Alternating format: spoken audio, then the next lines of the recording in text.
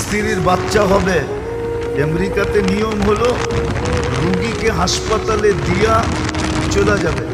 বাচ্চা হবে, বাঁচলে বাঁচলো, সব কিছু ওরা কমপ্লিট করে আপনাকে 2 দিন 3 দিন পরে ফোন দিবে, আপনি এসে নিয়ে যাবেন।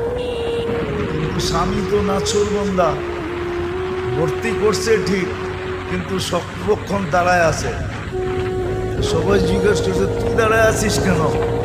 তোরে বুঝাইছে বল, তোর শরীরের একটা অঙ্গ অর্ধেক যদি কোথাও থাকে তাহলে আর অর্ধেক ওর সাথে থাকবে না পৃথক থাকবে? বলছে শরীর তো একটা, এটাকে তো অর্ধেক করা যায় না।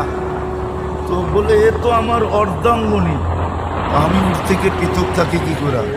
ও তো 10 মাস কষ্ট করলো আমার বাচ্চার জন্য, আমি ওর জন্য 2 দিন কষ্ট করতে পারবো না? এই স্বামী স্ত্রী